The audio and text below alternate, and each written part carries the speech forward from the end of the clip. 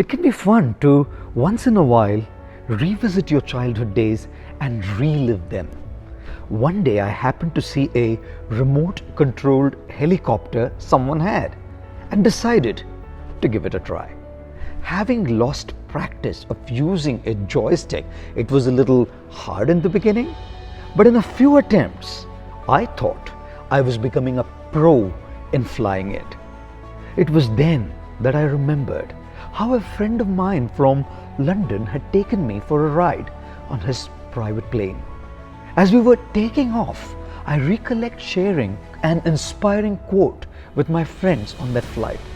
I had said, "When everything seems to be going against you, remember that the airplane takes off against the wind, not with it." Well, the tiny Cessna we were flying in definitely gave us a real-time experience of that quote, as it was super wobbly during takeoff. But we had a very smooth landing. Don't they say? All is well that ends well. Recently, I decided to try a real adventure, a one in which you take off in a plane but don't land in it. Skydiving. The night before, I'm lying in bed, visualizing myself jumping off the plane, thinking, what if the parachute doesn't open? What if it opens but malfunctions when we are in the air?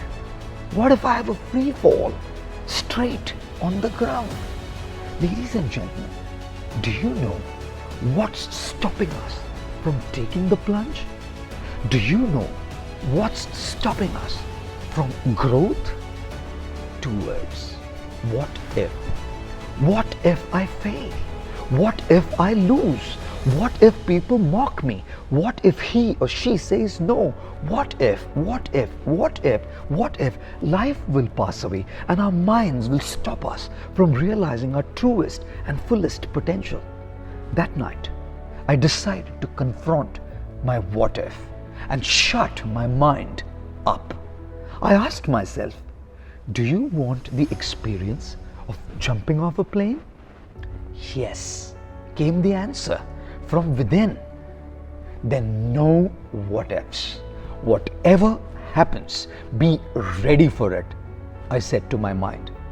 To make sure it was not an uncalculated risk, I decided to evaluate the risk factor.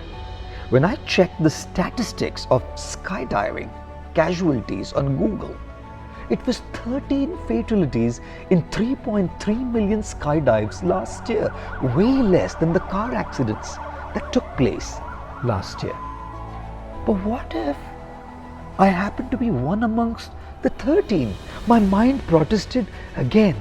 Then lie down here in bed, snoring and being a couch potato, missing the exhilarating experience in your life, I told my mind.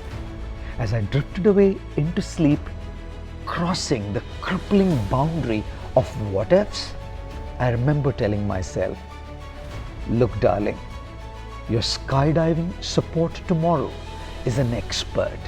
He has had several years of experience with thousands of skydives and not a single casualty to his record. Relax, take it easy. The next day, as the doors of the plane opened at 18,000 feet above ground level, I was ready, telling myself, I want to do it, I can do it, I will do it. I remember standing at the edge of the plane door, now fearlessly looking down, and then we jumped. That free fall was the most liberating experience of my life. Liberation from the two paralyzing words, what if?